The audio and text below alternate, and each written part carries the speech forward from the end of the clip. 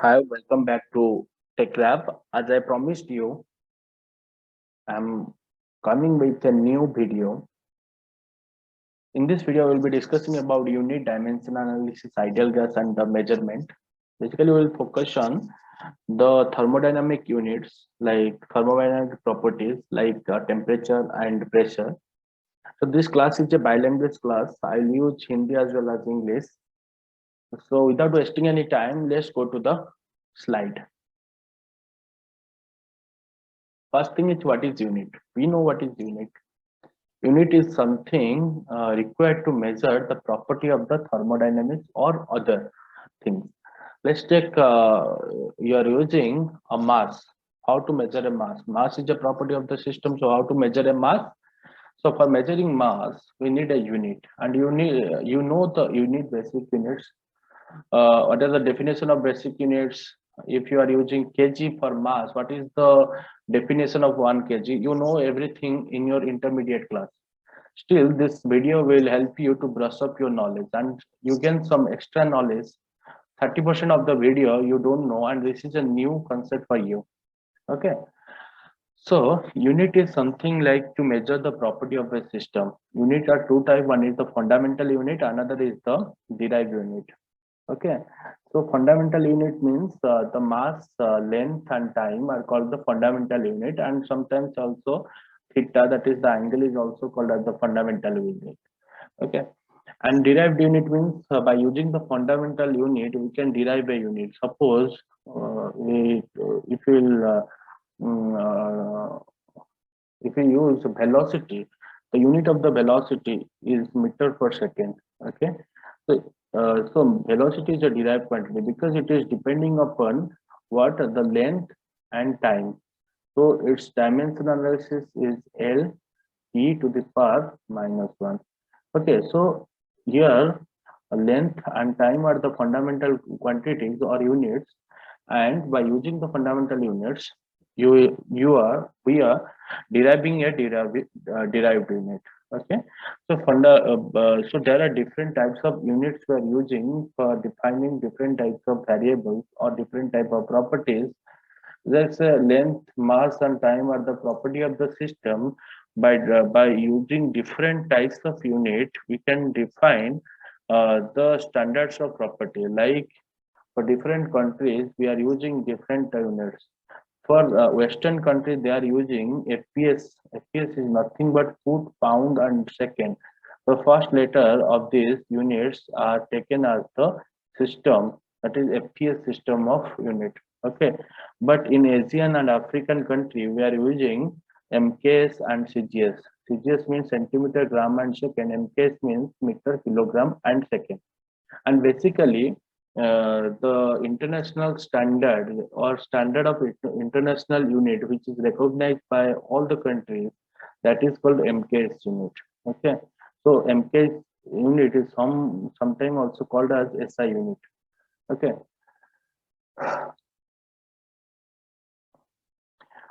so there are some prefix we use to define also sometimes unit.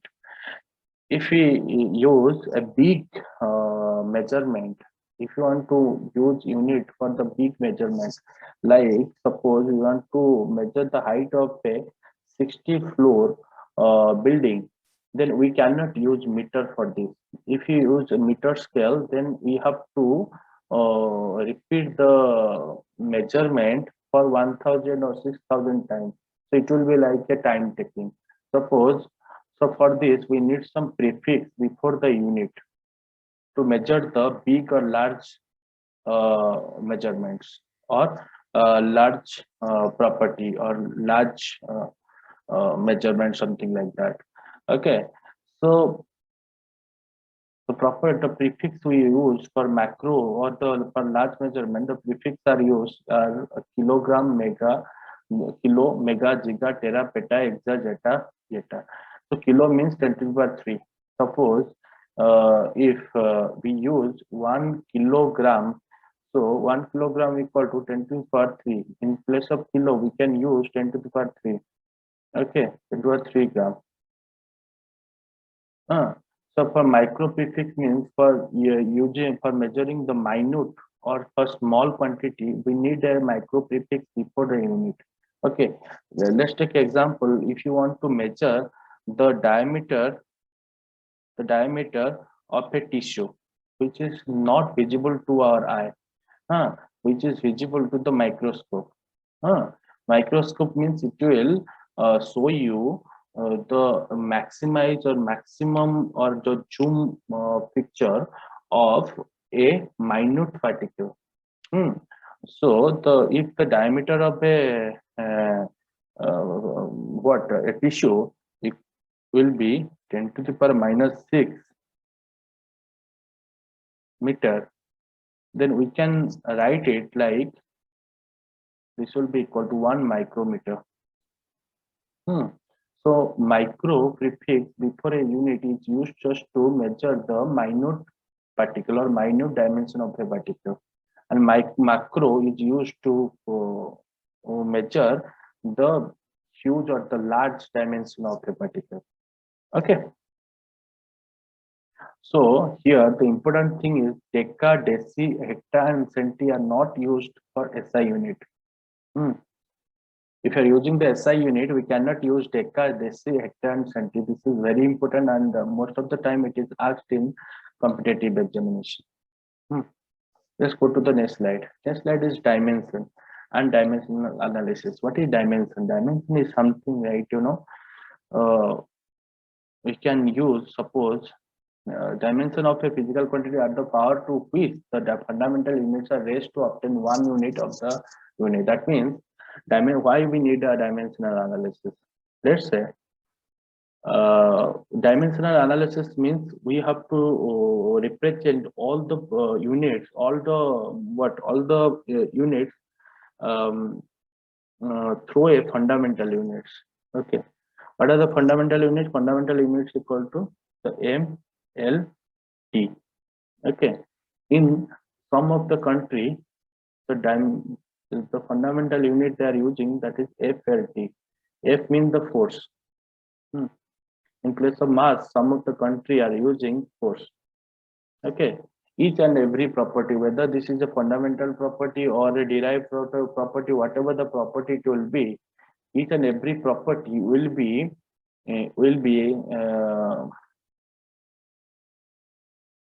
proposed through a fundamental dimensions or fundamental unit. Okay, whether this is a derived unit or a fundamental unit, every property that will be explained or proposed through a fundamental dimension or fundamental unit, and the representation is called as the dimension. Okay, see whether this is force, whether this is force is a derived property, mass is a fundamental property, whatever the property, they are proposed or they are quantified through a what fundamental representation or fundamental unit representation. These are mass, length, and time. In some of the country, in place of mass, they are using force. Okay, I could understand, I think. Let's go to the next slide. See, these are the dimensional analysis. See, length. For length, it is a fundamental quantity and the symbol is L. And what I've told you, everything, whatever the quantity it will be, in the dimensional analysis, they are quantified or they are expressed in form of fundamental unit, like MLT and theta. In some of the country, it will be like FLT and theta, force, length, time, and theta is the angle. Okay, see, length is the fundamental quantity, so this dimension will be L. Now go to the mass flow. Mass flow is the derived quantity. So it is analyzed or it is expressed to a fundamental quantity, that is m e to the power inverse. So these are the dimensional analysis or dimensional expression for any quantity. Okay, so let's go to the next slide, which is pressure and its measurements. What I've told you, like we'll focus on the thermodynamic property and its measurement. The thermodynamic property here we have taken pressure and temperature. So at first we are discussing about the pressure. So pressure, before going to the pressure, okay, we should know about what is the pressure quantification or what is the pressure explanation in case of the fluid. Fluid means what? A gas or a liquid. Hmm.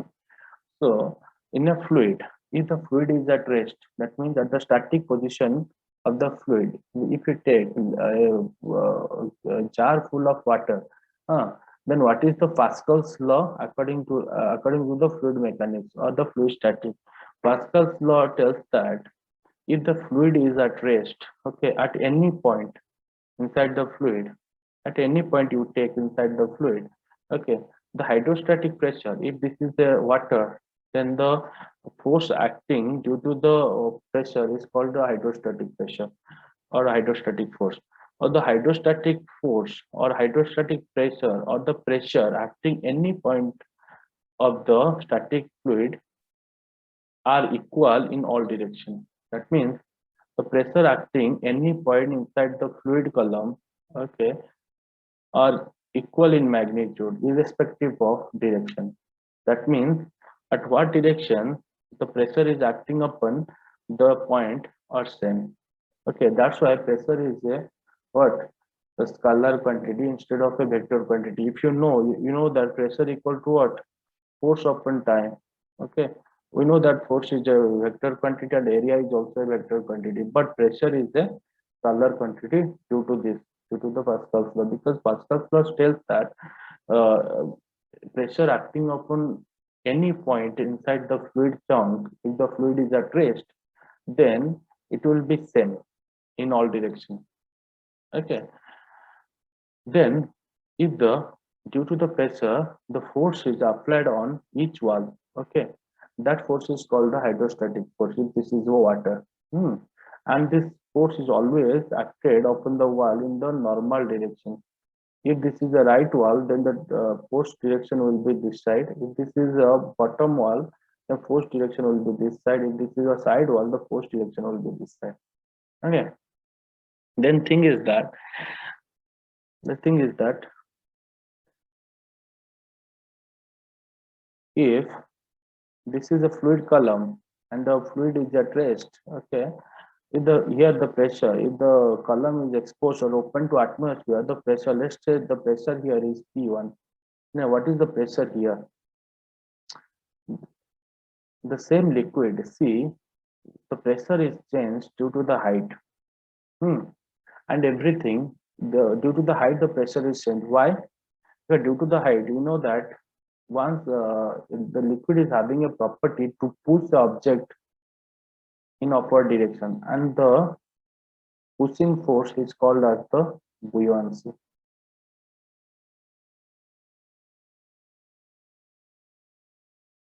Okay, and there is some gravity force acting upon a point or acting upon the fluid particles. So force the resultant force of this buoyancy force and gravity force, okay, disturb the pressure. If we uh,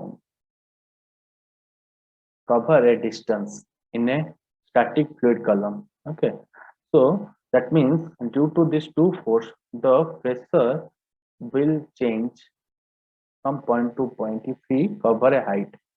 So what is the pressure difference? That means if we say P1 minus P2, that means the pressure difference between the fluid between the between the point in a fluid column having the distance h will be rho g h. H means the height between these 2 points.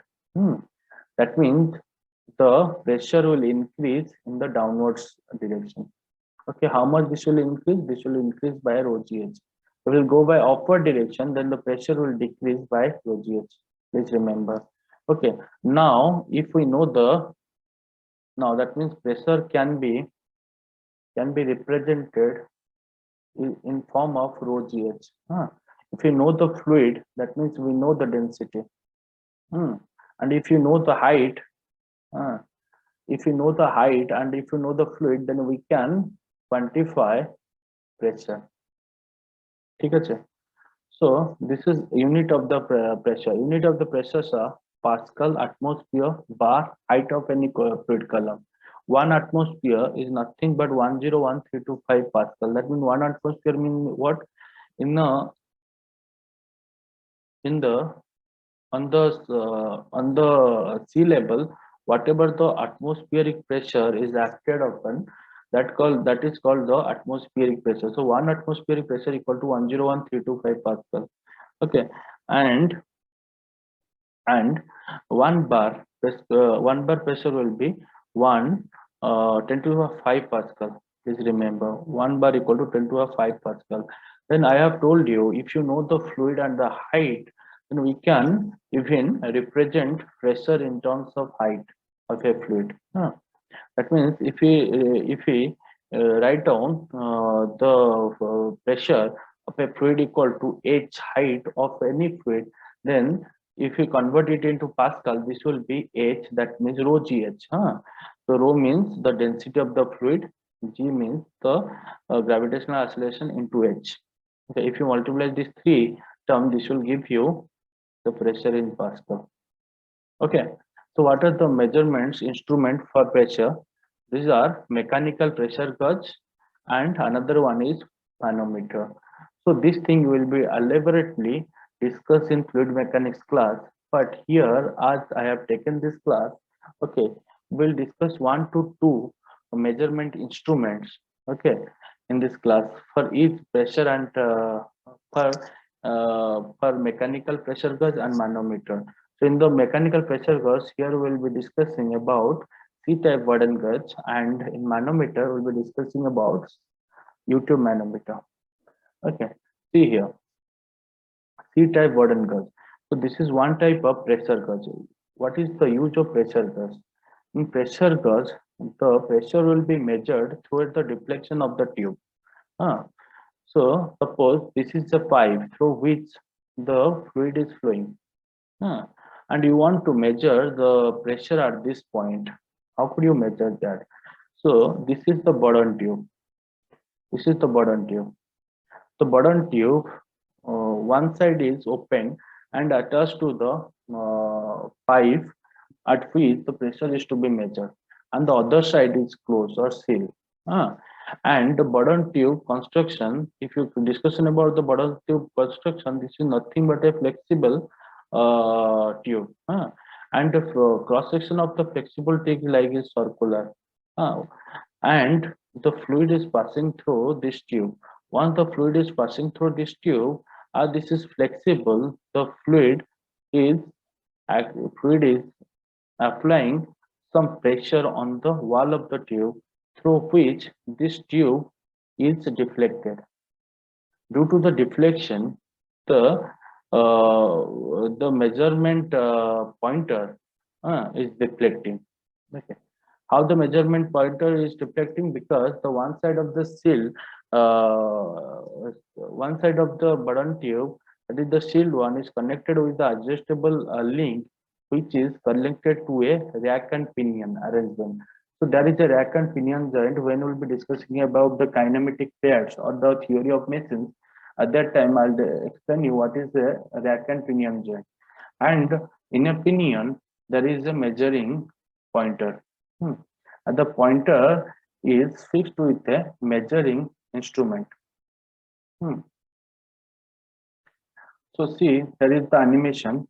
See, the fluid is flowing through it, and this is the Bourdon tube is deflecting, so that this pointer will move, and the pointer will move along a measuring instrument, and this measuring instrument will record the pressure.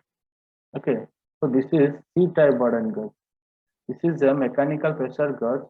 Please remember, mechanical pressure gauge calculates or measures the pressure through the deflection of the tube.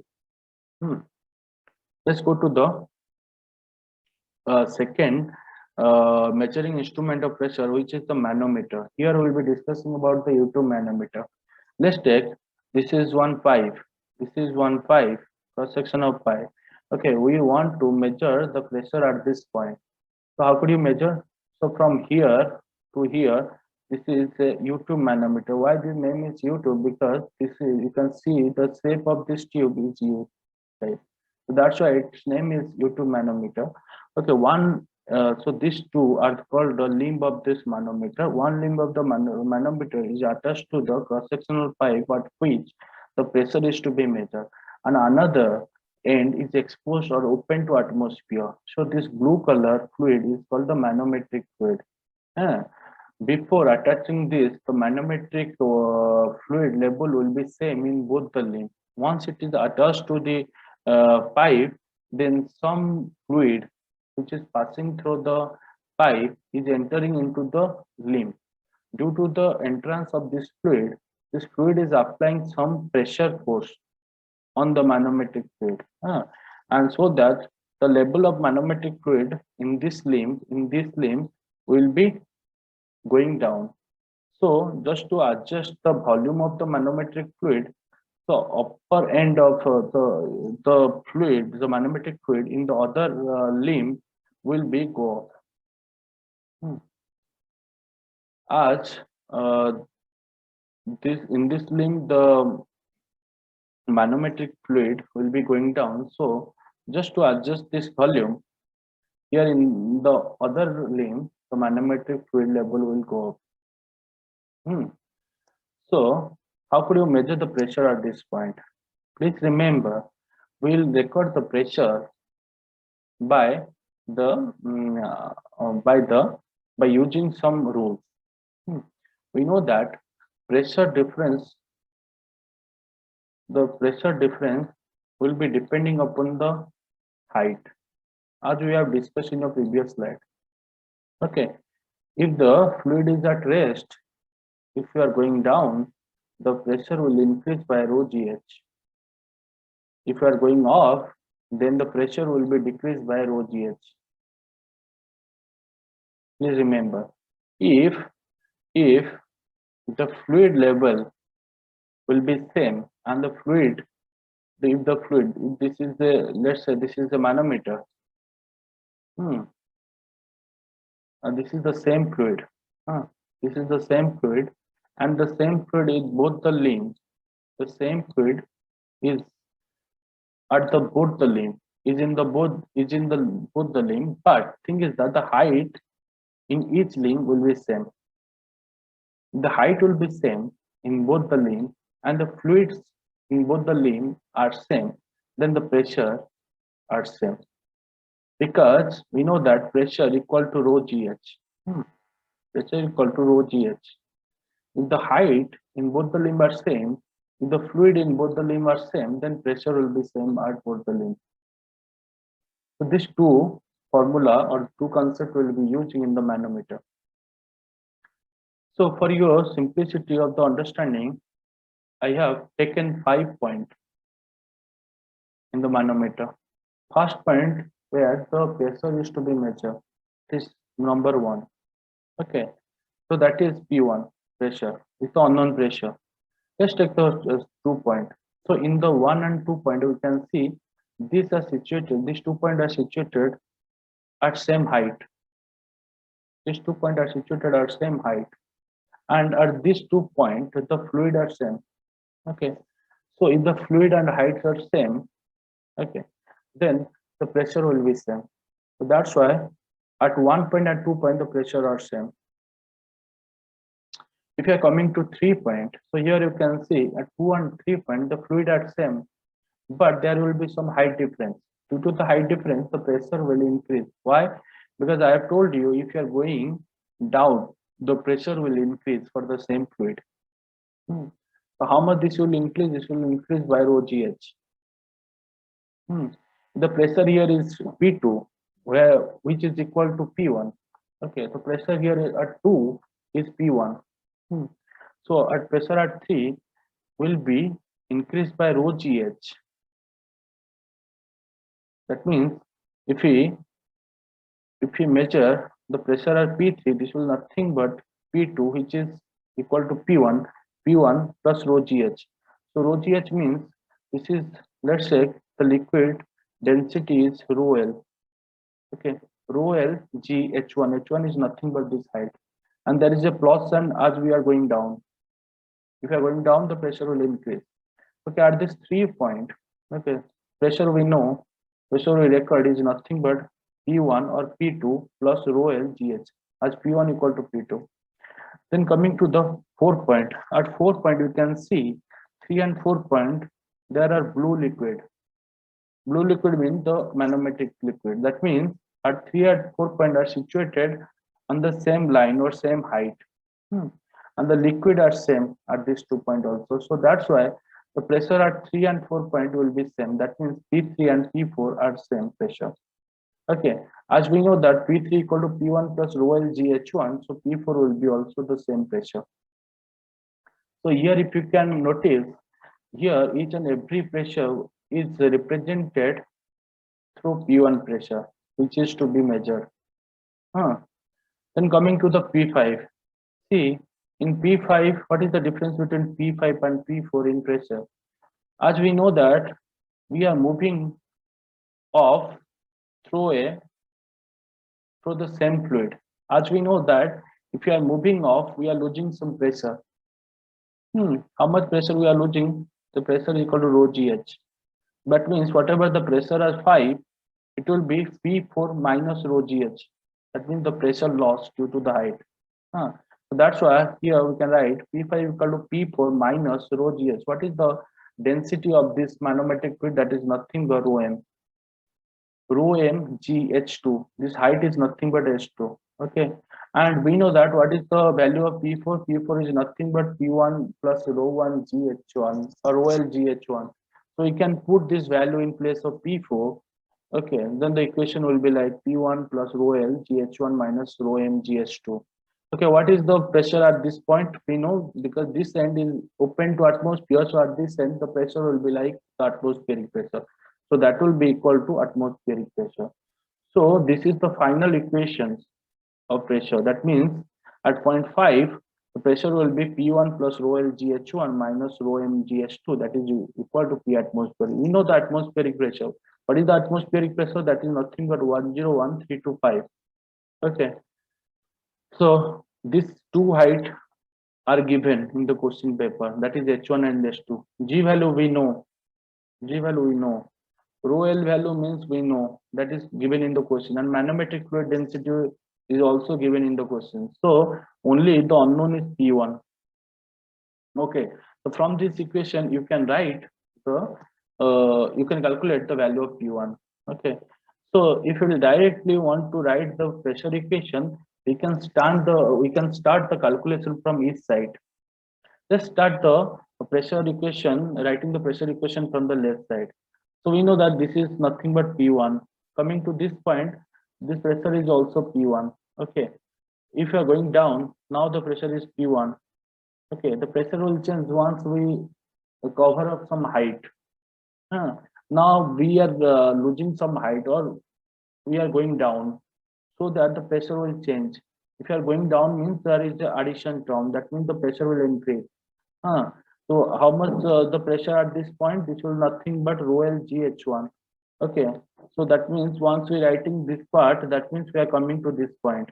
Now going to this point. This 3 and 4 point pressure will be same. So there will be no change in the equation, because the change of equation will happen once we cover the height. And now we are covering the height from 4 to 5. So that we are going off. That means we are losing some pressure. So that's why we are putting here minus sign. Okay, how much pressure we are losing? That is rho GH2, rho mGH2. So now we are coming to, once we writing this term, that means we are coming to this point. Okay, now we are ending our pressure calculation point, because this point is the ending point and this point is the starting point of our calculation. Now you are reaching at the ending point after writing this term. Okay, and we know that this point pressure will be equal to atmospheric pressure. So we can directly write this equation without going the step-by-step process. Okay, let's go to the next slide. Next slide will be the temperature and its measurement. We know that temperature is measured through thermometer. There are different type of thermometer are used. One is Celsius, Fahrenheit, Kelvin, and Reaumur scale. And the lower fixed point and upper fixed point are fixed in the thermometer. The lower fixed point is nothing but the ice point, is called as the ice point, and the upper fixed point is called as the steam point. What does it mean? Ice point means at 1 atmospheric pressure, okay, at which temperature, if the pressure is fixed at 1 atmosphere, then for 1 atmospheric pressure at which temperature the liquid is converted to ice, that is called the ice point. And 1 atmospheric pressure at which temperature the liquid is converted to vapor or the steam, that's called the steam temperature. So steam point, this is for the steam point, and this is called the ice point. The ice point and steam point are fixed for each thermometer. Like in the Fahrenheit scale, it is 32 to 212. In Celsius, this is 0, 100. In Kelvin, this is 273 and 373. And in Reaumur, this is 0 and 80. Now we'll be converting one unit to another unit. For this, we need to know about linear interpolation. Before, in the intermediate level, you might have remembered this formula without understanding the fact behind it. Now we'll be understanding each and every concept behind it, from where this formula has been derived. After that, we'll be discussing about different type of thermometer. In this video, we'll be discussing ideal gas thermometer, resistance thermometer, and thermocouple. Now we'll be discussing about linear interpolation. What is linear interpolation? Let me erase everything. Linear interpolation means what? Let's take any two value. Let's take x value and y value. And if you know for x1, this is y1. Let's take this for x0, this is y0. And for x1, this is y1. Okay. There are two variables. You know 2 points. You know 2 points. For x0, the value of x0 in y is y0, and the value of x1 in y coordinate is y1. Let's take for what is the value of x in y coordinate. This has to be calculated. Okay, if you plot this x and y in a coordinate system, okay, we know x0 and y0. So this will give you 1 point. This point, and we know x1 and y1. These four are known to you. So for x1 or y1, we could also find out another point. Then thing is that we know x value, but we don't know the what is the x value in y. Okay, we know x value here. We don't know what is the value of y here. So how could you find out? So for this, we know these 2 points. So we can plot a linear graph between these 2 points. What do you mean by linear? Linear means a straight line. Okay, we can draw a straight line here. We can draw also a curved line like this. Okay, we can also draw a curved line like this. But here for the ease of our calculation, we can draw a straight line through these 2 points. So that's why this interpolation is called a linear interpolation. What do you mean by interpolation? Interpolation means you know the upper and lower, the lower and upper value of a point, which has to be calculated, because we know that what is the upper point, that is x1, and lower point x0. Okay, and y1 and y0, but we don't know what is the value of y, because y we know that is coming in between y0 and y1. So that's why this is interpolation. If we calculate y, then it is interpolation. If the x has to be calculated outside of x1, then this has to be extrapolation. Okay, somehow in interpolation, what we have done, we have assumed a linear or a straight line between these two known points. Once we know the straight line, we know the straight line equation. So straight line equation is nothing but this one. If you know from the basic. So if you know the coordinate of 2 points, then the straight line passing through these 2 points, the equation will be this. Once you know the equations, we can find out from here. Okay, x is given to you. Okay, that means y minus y0. Here, if you compare this Celsius and Fahrenheit scale, let's take this Fahrenheit scale is y and the Celsius scale is x. That means in place of x we can write c, in place of y you can write f.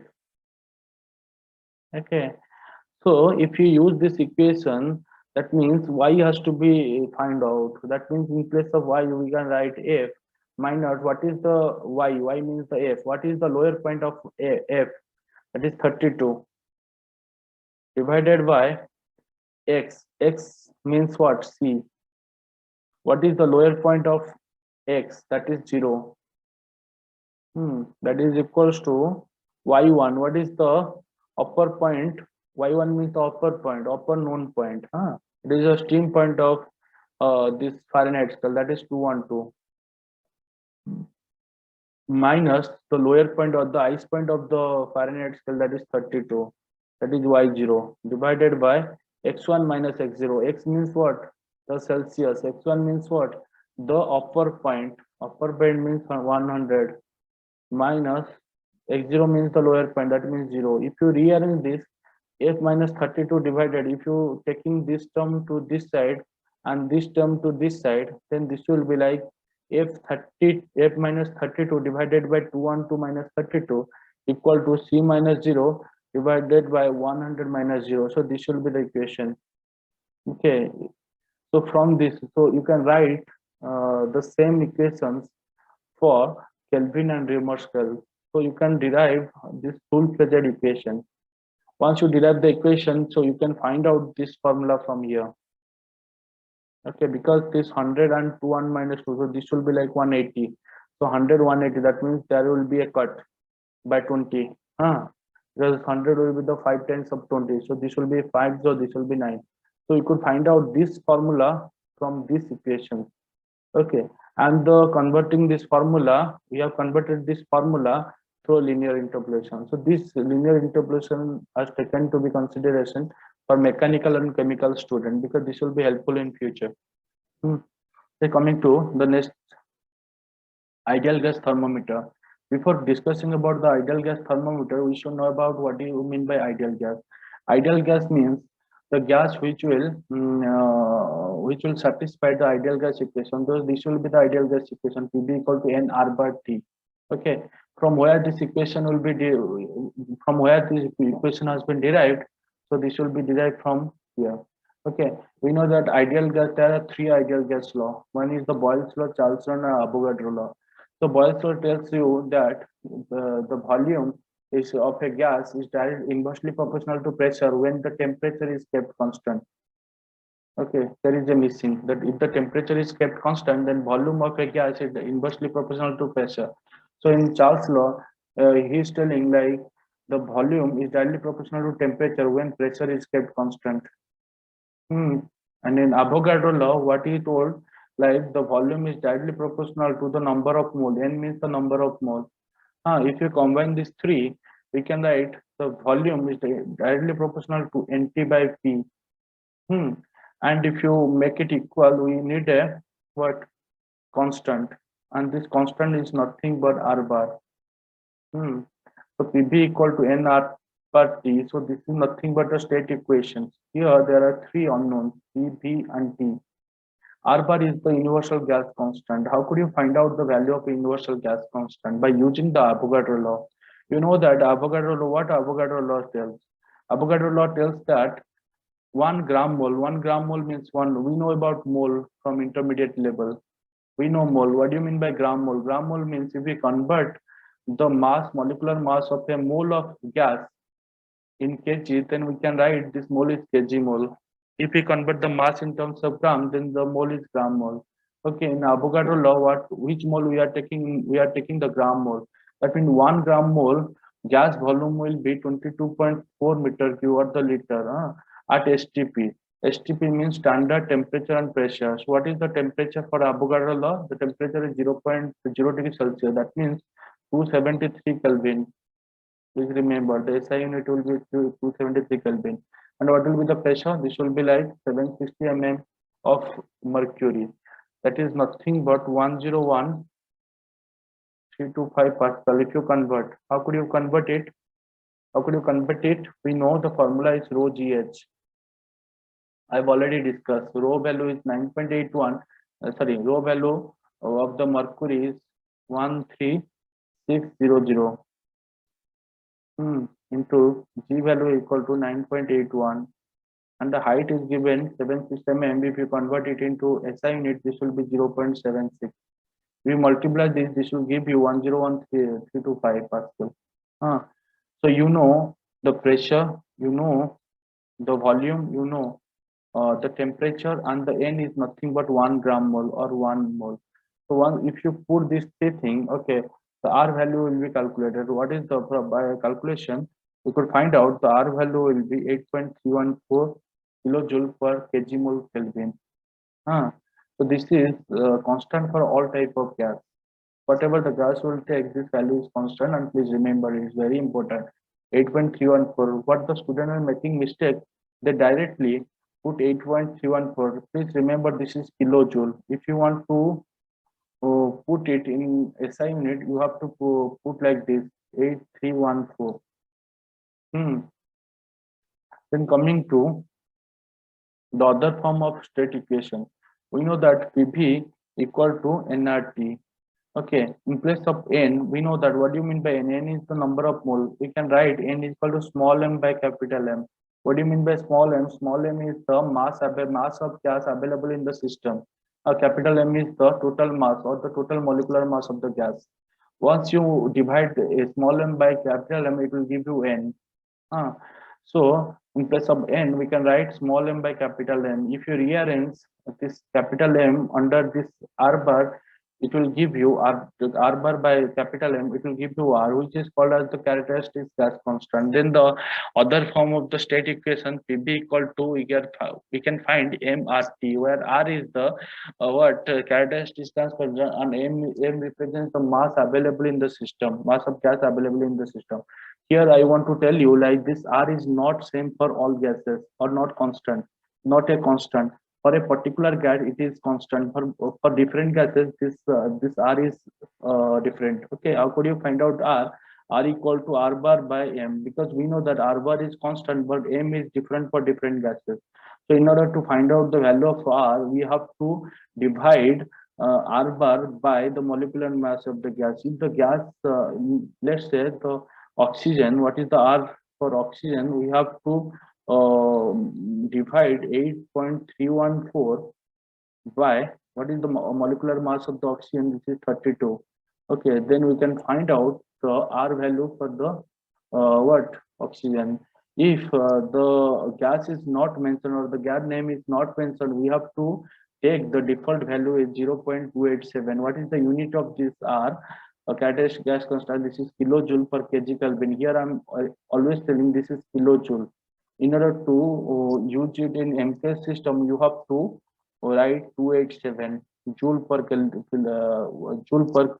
Kelvin. Okay, so don't make a mistake here. How could you find out this?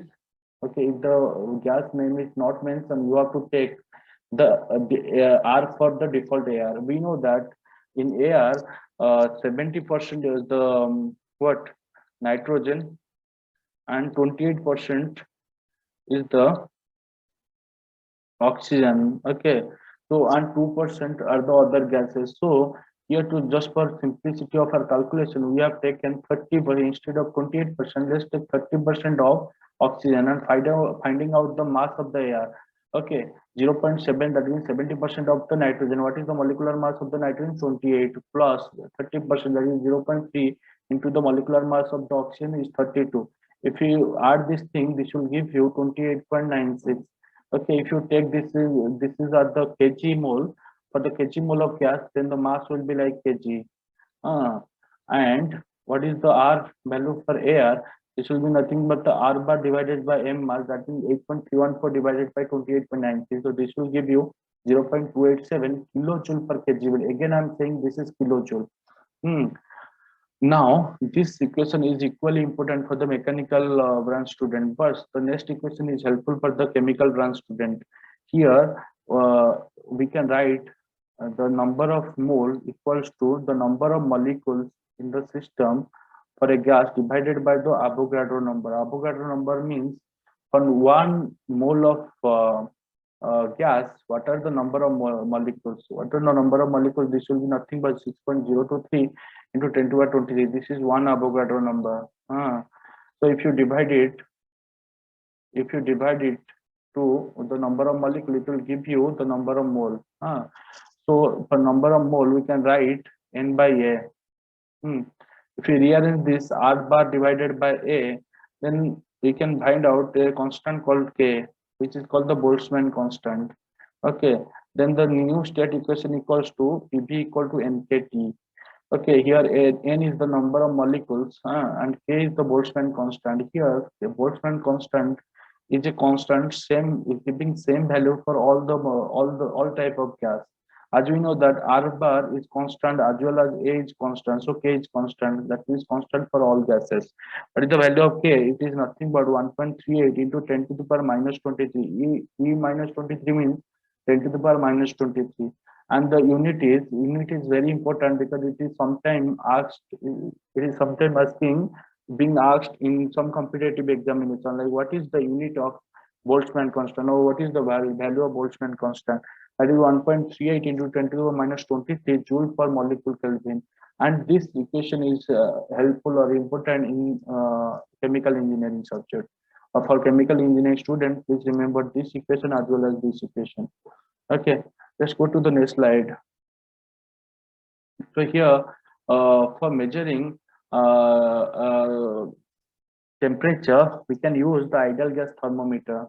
The ideal gas thermometer is a thermometer which is using a U type of manometer. We know that for U type of manometer, one limb is fixed to a pipe at which the pressure has to be measured, and one limb is what is exposed or open to the atmosphere.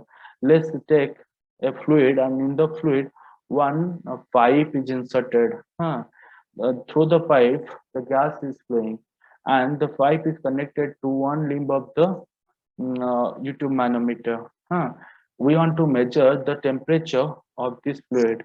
Okay, we know that by the law of thermodynamics, once the two body are kept contact with each other, these two body will maintain the thermal equilibrium. So that means the temperature of the gas will be equal to the temperature of the liquid after some time, where there will be a thermal equilibrium is established. So once the temperature or the thermal energy will be flowing from liquid to gas through the pipe wall, the pressure inside the gas will rise. So due to the rise of pressure, so there will be a pressure flow acting upon the manometer, and the manometer fluid will displace from left limb to the right limb by some height h. Okay, and the pressure, due to the pressure difference, so this pressure difference could be measured here by using the manometer. And I have already explained you how could you measure the pressure difference here. This pressure difference here is nothing but equal to rho g h. And what is the rho? Rho is nothing but density of the manometric fluid, or rho m here. H is nothing but this height. Okay, and from by using this formula we could find out del p. Once you know the del p, then we know that this is nothing but the pressure difference for the gas. Once you know the pressure difference, that means it is known to you.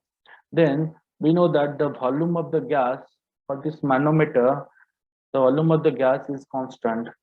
We are not adding any type of extra volume of gas here. Okay, so the volume is constant, and if you know about the gas, okay, we could find out the characteristic gas constant. Let's take the gas is nothing but if the gas is also not mentioned, we can find out, we can use the formula, the value of R is equal to 0.287 kilojoule per kg Kelvin. And the volume will be measured from the pipe dimension. Let's take the pipe is a circular shape or sphere shape, the volume could be measured from there. And we could also, in the question or in the practical application, the mass also will be given for their how much mass will be taken inside this pipe. Once you know all these things, we know by using the state equation, that means P equals to PV equals to what? MRT.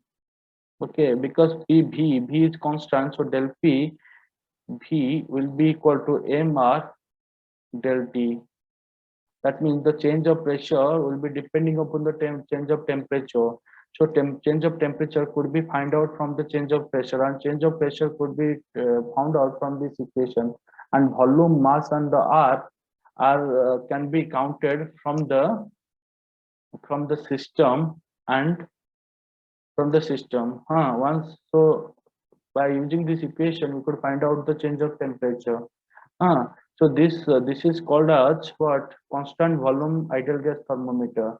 If you will be using constant pressure ideal gas equation, then you will use this formula. Here that means the pressure will be same. The pressure is kept constant during the process, and the volume change of volume will be depending upon the change of temperature. That means the temperature could be found out by you by measuring the change of volume. So this is a home task for you.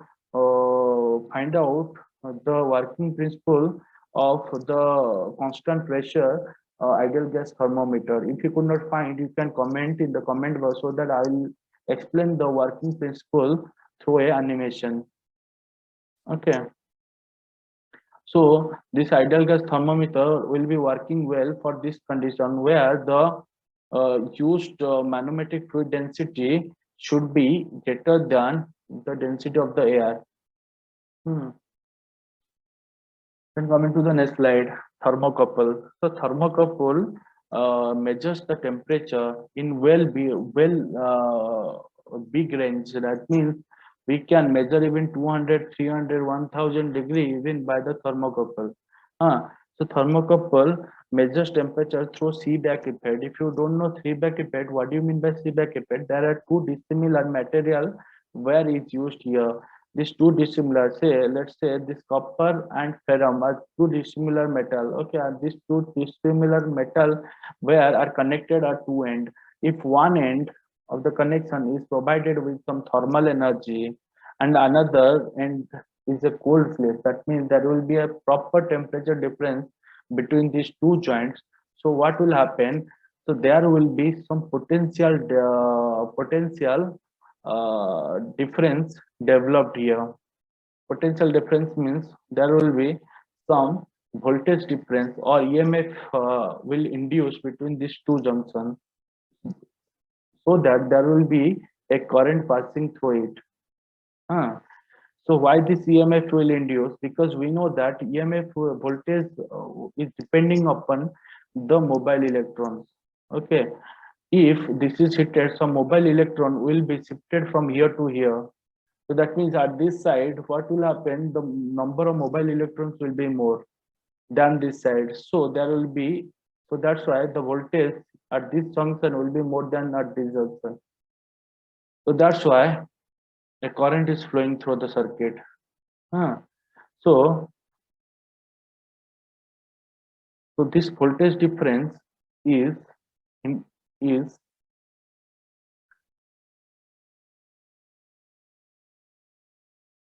the voltage difference is established due to due to the provide due to the supplying of the energy. That means if the temperature at a junction will be more, then there will be a establishment of this voltage difference. So that means there is a relation between this voltage difference and temperature for each thermocouple. For different thermocouple, the relation might be different because this relation is depending upon which type of metal wire you are using. Because this A and B are the constant. This A or B are depending upon the metal wire, which type of metal wire you are using. Once you know the metal, once you know about the metal, we could find out A and B, and you could measure the potential or the voltage difference. So you know this, you know A and B. From this equation, you could find out the temperature. So this is the way. How could you find out the temperature for a thermocouple?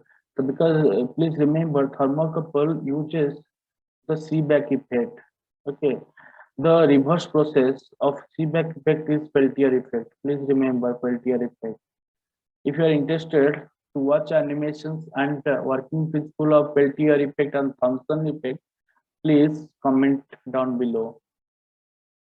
If I'll get a number of comments or ton of comments, then I'll be sure that you are interested in this video to watch animation regarding your Peltier and Thomson's effect. Then I'll make a video regarding this. Okay, let's go to the next slide. The next slide, I'll be discussing about the resistance thermometer. As the name suggests, the resistance is a parameter to measure the temperature. If you know about, if you take a metal, the metal is full of molecules. If you are providing this metal with a potential or voltage difference, then what will happen? The electrons will be flowing. Electrons means what?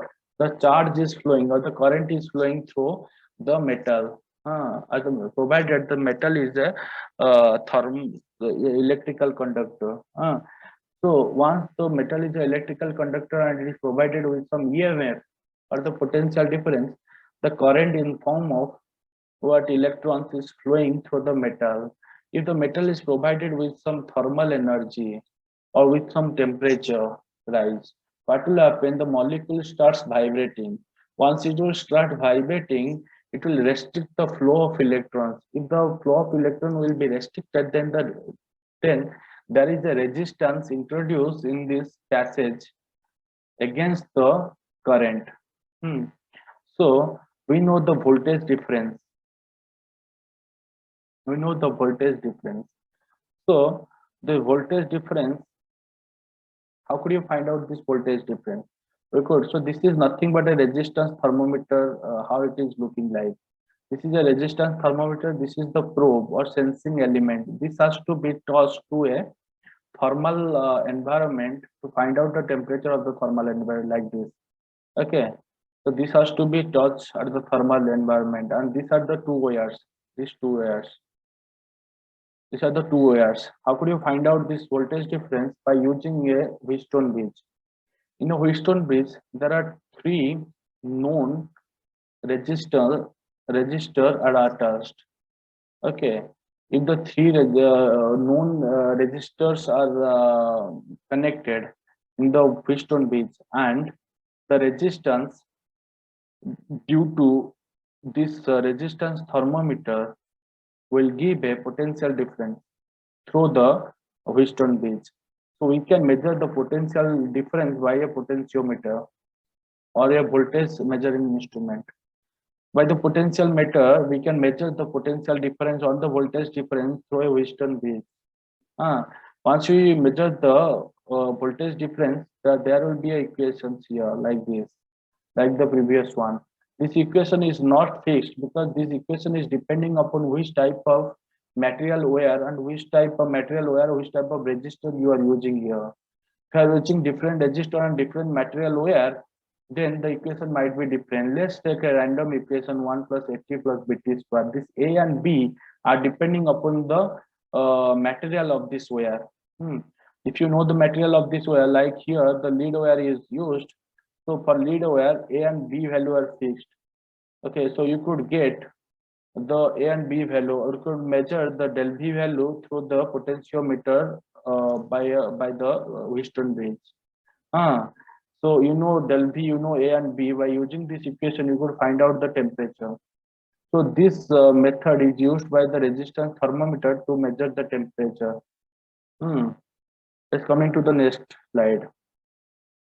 Next slide talks about the dimension analysis. I have told you what is the dimension analysis. It is a fundamental principle of dimensional homogeneity of physical variables involved in it. So in the dimension analysis, please remember there are two type of variable. One is the dependent variable, another is the independent variable. So we'll establish a relation between the dependent and independent variable. This is one objective of the dimension analysis. And the second objective is like we'll develop some non-dimensional parameter. So this might be a new non-dimensional parameter. The second thing is a new for you because this is a part of fluid mechanics. So this first one you might have studied in your intermediate level, which is the Rayleigh method. Okay, So Rayleigh method is a method which will derive a relation between the dependent and independent variable. Okay, but the relation is not a formula. This is the dependency of one derived quantity on a fundamental quantity, or the dependent variable on a independent variable. How this will be related? Okay, through this relation will be deduced by a Rayleigh method. Let's check what is the Rayleigh method. What are the rules of a Rayleigh method? So in the Rayleigh method, we'll be discussing this Rayleigh method through an example. Let's take U is the dependent variable. In the question, how this will be asked? Let's take U is the dependent variable depending upon which will be depending upon, or is not depending upon, is a function of what? Density and pressure. Pressure here is written as K. So please deduce one formula, or not formula, please pardon, beg pardon, it's not a formula. Please deduce one relation between U, rho and K. Okay, how could you deduce one relation? So for this, we need to first write down the dimension for each variable, whether so this will be used with the dependent variable. So what is the dimension for this dependent variable? This is L by T. For rho, it will be mass by LQ. For pressure, it will be M by L T square. So once you write down what the the first point is to write down the dimension of all the variables. After that, please, what you have to follow the second one. Follow the second one means equating the indices of n number of n fundamental dimension of variables involved. That means the dependent variable should be written as some constant c multiplied by each independent variable to the power some exponent. As we know, the dependent variable is here is u. So u equals to some constant c into the independent variable. First independent variable is rho with power some exponent a into the next independent variable is pressure with a power or exponent b. The next process is write down the dimension of each variable. So if you write the dimension of each variable, this will be looking like this. And after that, equate the power of MLT, equate the power of ML and T for both the side. In this side, you could not find any M. So for M equation, the right hand side is set as 0 equal to, here the power of M is nothing but A plus B. So in this way, you could develop three equations. There are two unknown, three equations. You could solve this equation to find out the value of A and B. Once you find out the value of A and B, then you can put it here. That means U equal to C rho to the power half, K to the power minus half. That means the formula will be like U equal to C into under root of K by rho. This is nothing but a formula for sonic velocity. So now this is not the actual formula. This is a relationship between U, K, and rho. And this is how you develop a relation through the Rayleigh method. So this method is helpful to develop a relation. It's not helpful to develop a formula. Please remember, it is giving some idea to develop a formula, but it is giving actually a relation between the dependent and independent variable. Let's take the second method, which is the Buckingham method. So in the Buckingham method, what is happening? In the Buckingham method, what is calculated? In the Buckingham method, we'll deduce some dimensionless quantity. We'll deduce some dimensionless less quantity. Hmm. So in the Buckingham method, what will happen? We know that there will be some dependent variable and independent variable. There will be some dependent variable and independent variable. Okay. In the Buckingham method, first we have to find out the number of variables. Number of variables will be the number of dependent variable plus the number of independent variables. So that will be the thing but n. The first method to calculate number of variables. Then second method to calculate what are the number of fundamental variable used there. Let's take there are six number of variables. So in the six number of variables, how many number of fundamental dimension are used? Fundamental dimension means we have to go for writing the dimension of these six variables. So in this six variable, we have to observe how many fundamental dimension are used. The fundamental dimension we know m, l, t, and theta. Okay, let's take out of these six. In these six variables, there are m and l fundamental dimension are used. That means the fundamental dimension used. That means that is nothing but m. M equal to 2. M is nothing but represents the number of fundamental dimension used in the variable. So once we know the fundamental dimension, then the number of dimensionless term will be n minus m. Okay.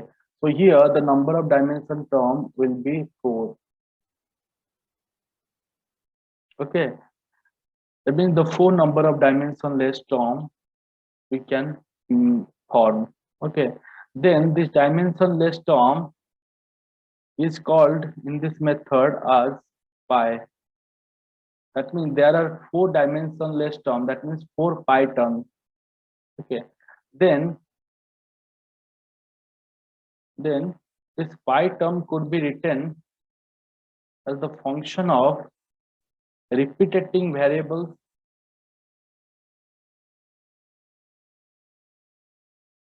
with a non-repeating variable. The number of repeating variables will be equal to the number of fundamental.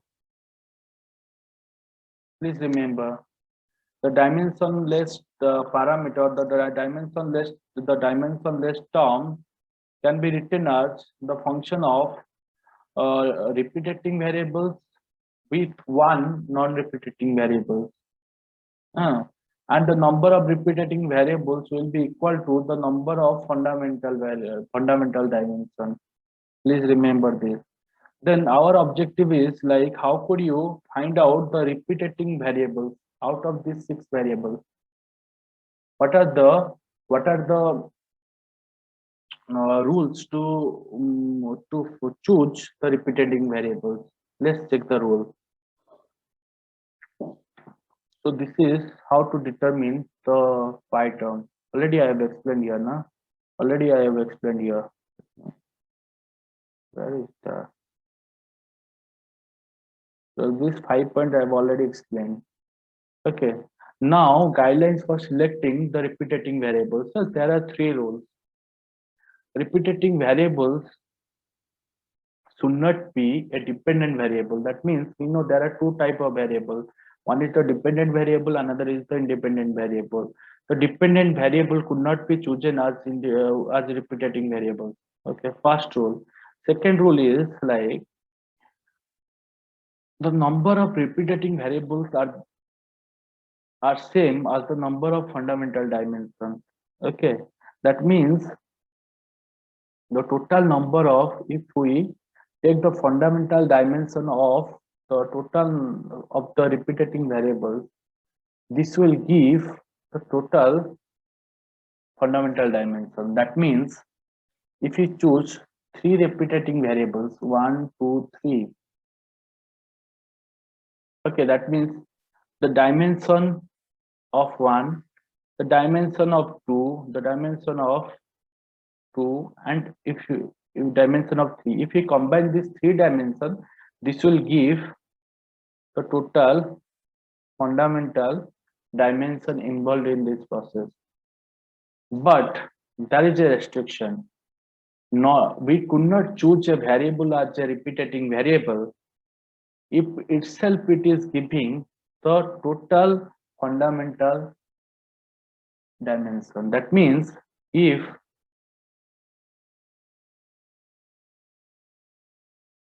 this point, please remember.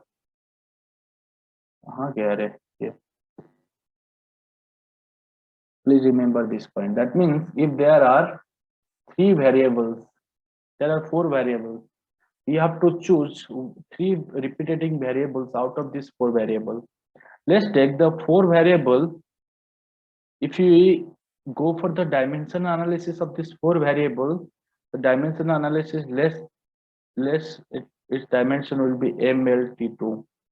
That means this four variable is giving the total number of fundamental dimensions involved in this process.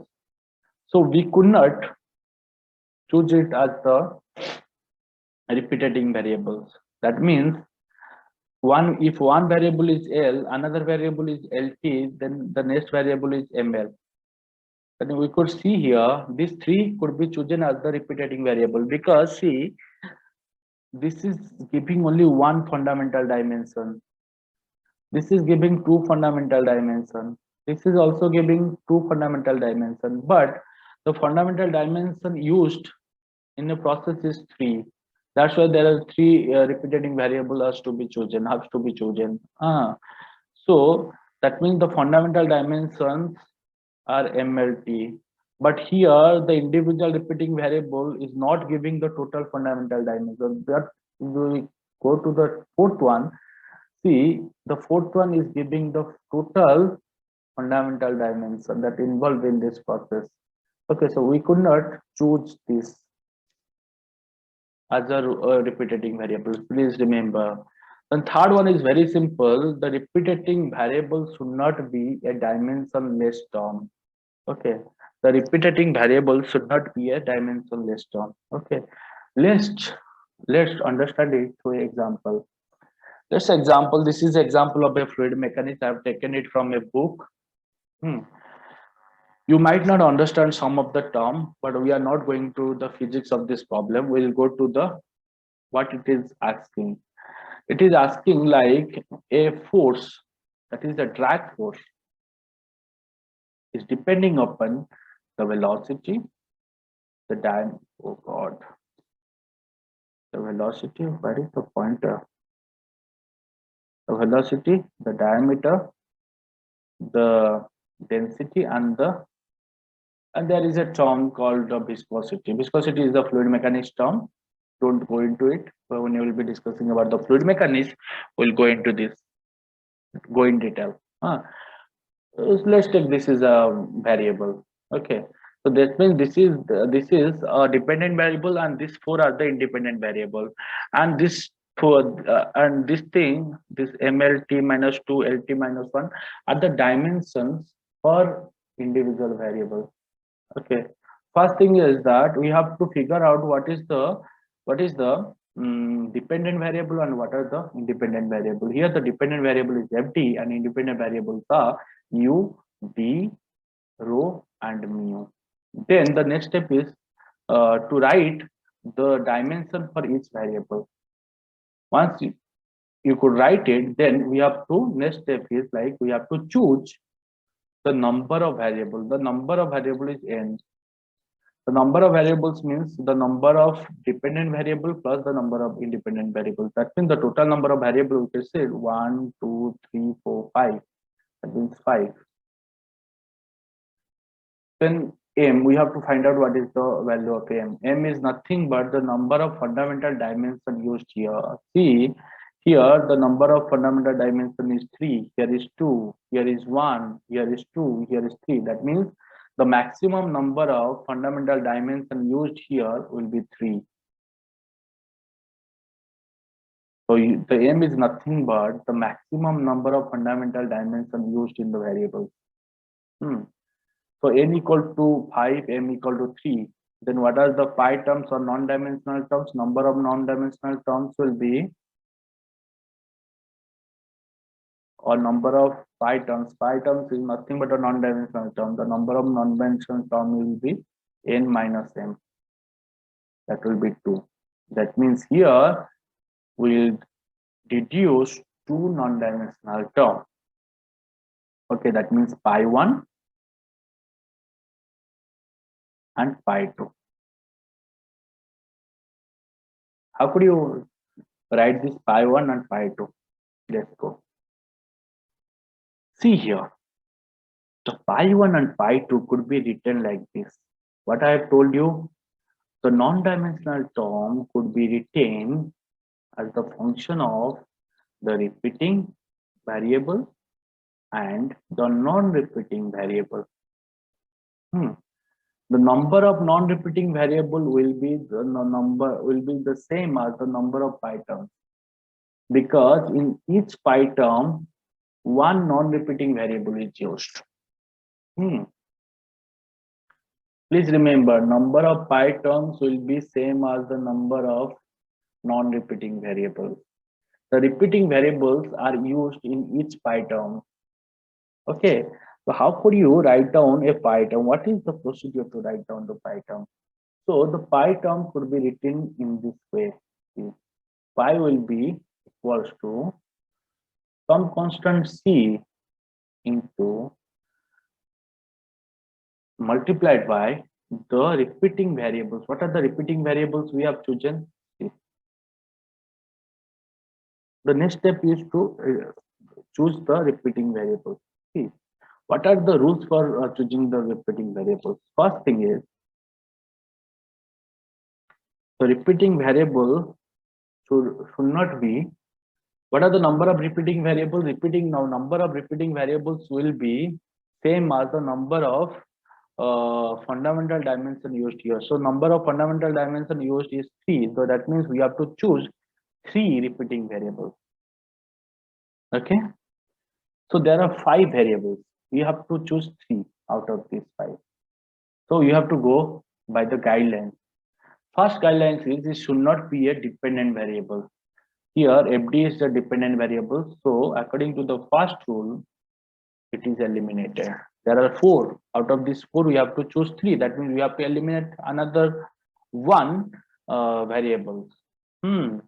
The next variable we have to eliminate by the next 2 rule. The second rule is that the non-repeating variable should not be a dimensionless term. That means it doesn't have any dimension. See, these 4 are having their own dimension. That means the second rule is discarded. Is not applicable to this. The third rule is applicable here.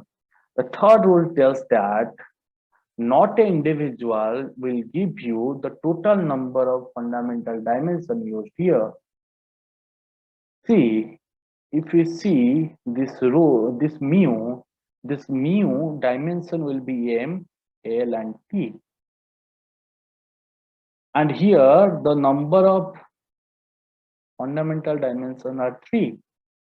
So it is giving all the fundamental dimension by itself. Okay, so it is discarded. According to the rule number 3, the combination, that means if we combine the dimension of all the repeating variables, this will give all the fundamental dimension. See, this u is giving the fundamental dimension of L and T. This T is giving L and rho is giving ML. If you combine these 3 are combiningly give L, T, and M. Not a single repeating variable will give you all the fundamental dimension. Okay, so that's why here the repeating variables will be U, D, rho, and non-repeating variables will be F, FD, and mu. Please remember, the number of pi terms will be 2. Okay, the number of pi terms will be equal to the number of non-repeating variables. This is sometimes asked in the interview. In the Buckingham pi theory or Buckingham method, the number of, what are the relationship between the repeating variables and the pi terms. That means these two words, the number of the repeating variable will be equal to the number of pi terms. Okay, just coming to the point. Then the first, then there are two pi terms. Then in each pi term, how could you represent it? The phi term could be represented by a constant multiplied by the repeating variables with a exponent. Let's take first repeating variable is rho with exponent a1, because there are two pi terms. So you use the repeating variables in two type pi terms. So that's why the exponent should be, that would be used are different, because we use the repetitive variable for all the pi terms, but the not repetitive variables are different. So this will be multiplied by the repeating variable with some exponent, and the next repeating variable d with some exponent b1, then into u with some exponent u1 into a single non-repeating variable. Let's take the first non-repeating variable ft. So this is nothing but the first pi one. Like this, we could write down the second pi term, like c into rho to the power a1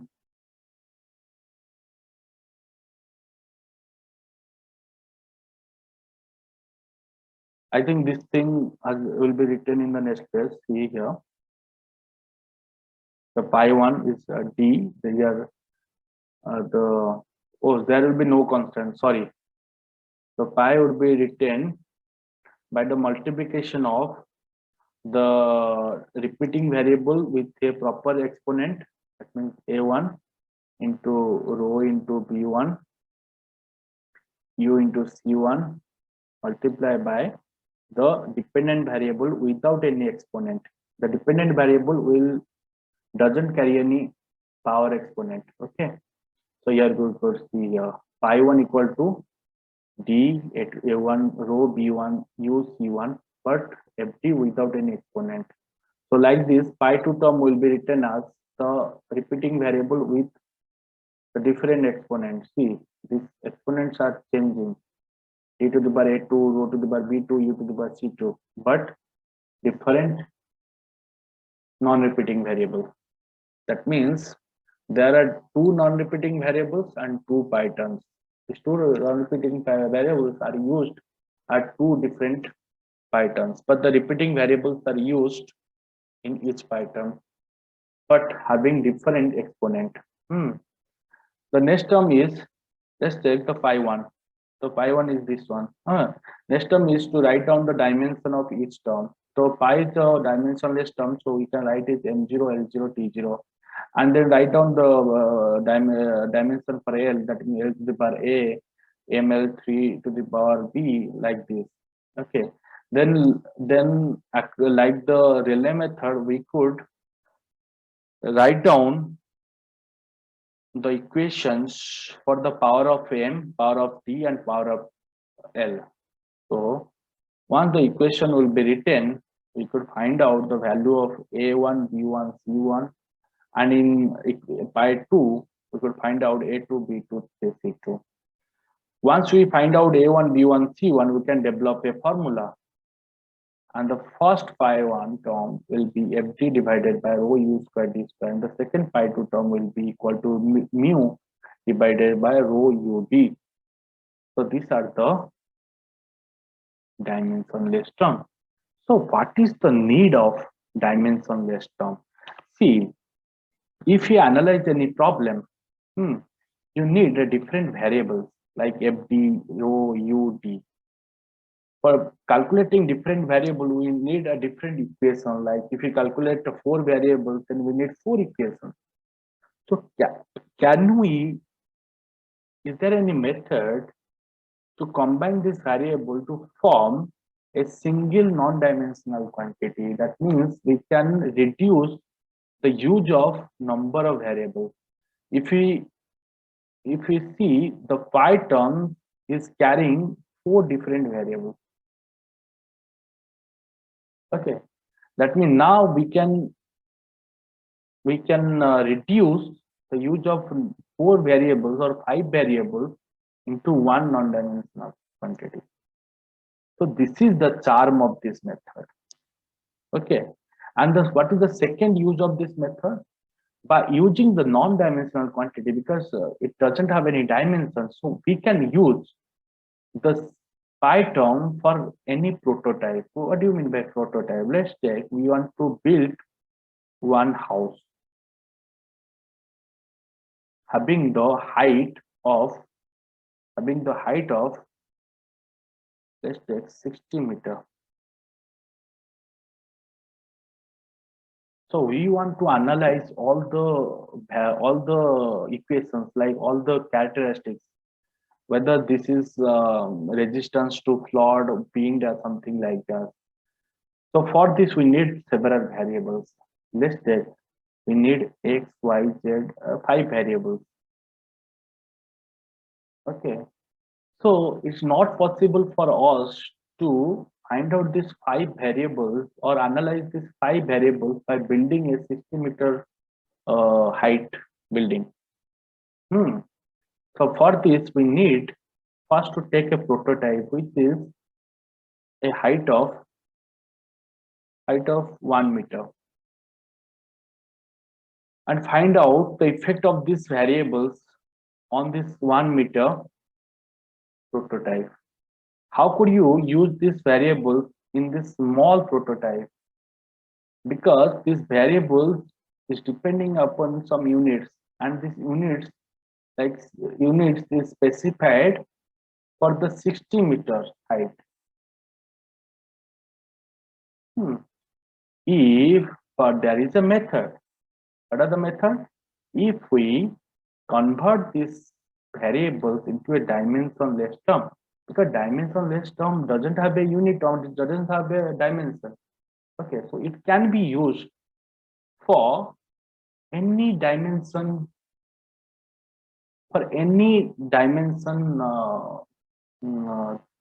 body. Suppose we take a property, but it should be like a prototype of the body. The body might be small, but it should be looking like this body. If it is not looking like this body, then we cannot use the dimensionless quantity derived from the big body on the prototype. This prototype is a small body. The prototype could be defined as it should be geometrically similar to the object. Should be a geometrical similarity. Okay, then we could apply the dimensionless term here on this prototype and analyze all the parameters. If the parameters are satisfied, then we could go for building this object. So this is the charm of this method. Okay, so I think this is the end of this video, and hope you guys are enjoying this video. If you enjoyed this video, please subscribe to this channel and like this video. If you don't like this video, then click the dislike button. If you want to improve the way of teaching, then you could give your suggestion through the comment box and share this video with your friends so that they will be getting benefit. Okay, so we'll meet in the next video. So till then, Shubharatri, and stay safe, stay blessed, and maintain social distancing. Goodbye.